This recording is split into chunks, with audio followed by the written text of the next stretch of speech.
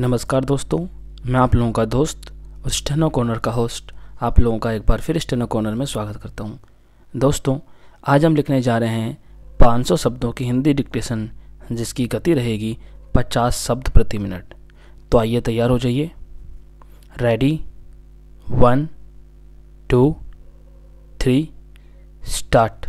महोदय, बच्चों को जो ज्ञान प्राप्त हो वह अनुभव से प्राप्त हो, न कि केवल स्मरण शक्ति पर आश्रित रहकर रटाई द्वारा।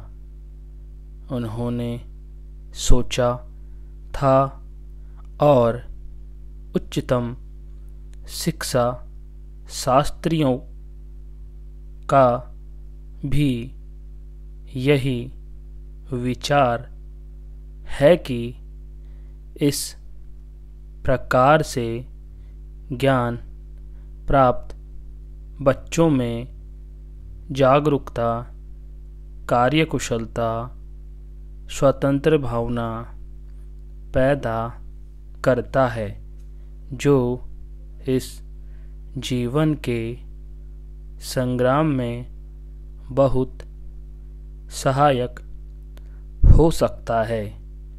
दूसरा मौलिक विचार उनका यह था कि इस प्रकार की शिक्षा इस देश के लिए अनुकूल ही नहीं बल्कि अनिवार्य है। बच्चों से जो कुछ भी काम कराया जाए वह उत्पादक काम हो और उससे जो कुछ भी पैदा हो उससे शिक्षा का व्यय यदि पूरा नहीं तो अधिकांश निकल सके, क्योंकि यदि शिक्षा का व्यय दूसरे प्रकार से निकालने का प्रयत्न किया जाएगा तो वह बोझ इतना बड़ा होगा कि शिक्षा सार्वजनिक नहीं बन सकेगी। पिछले वर्षों में जो कुछ भी विचार किया गया था या प्रयोग करके देखा गया, उससे जहाँ तक मैं समझता हूँ वही निष्कर्ष निकाला जा सकता है जो पहले सम्मेलन में हुई बहस से निकाला जा सकता था। हमारे शिक्षा शास्त्रियों ने इस पद्धति की अनुकूलता और श्रेष्ठता तो मान ली थी, पर उनकी दृष्टि में इसके द्वारा शिक्षा का व्यय निकालना असंभव ही नहीं, अनुचित भी था। प्रयोग से देखा गया है कि इस पद्धति की उपयोगिता है और इससे पूरा नहीं तो अधिकांश व्यय निकाला जा सकता है।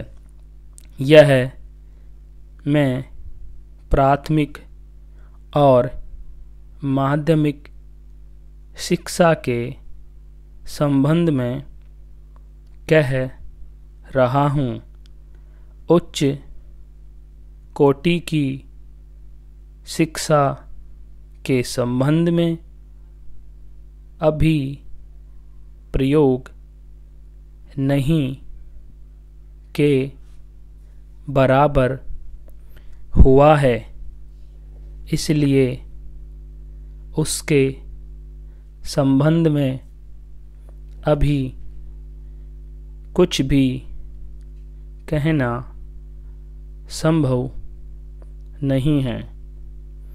इतना होते हुए भी हम देखते हैं कि इस पद्धति को उतना प्रोत्साहन नहीं मिला और न इसका उतना प्रचार ही हुआ जितना होना चाहिए था और जितना स्वराज्य प्राप्ति के बाद हम कर सकते थे।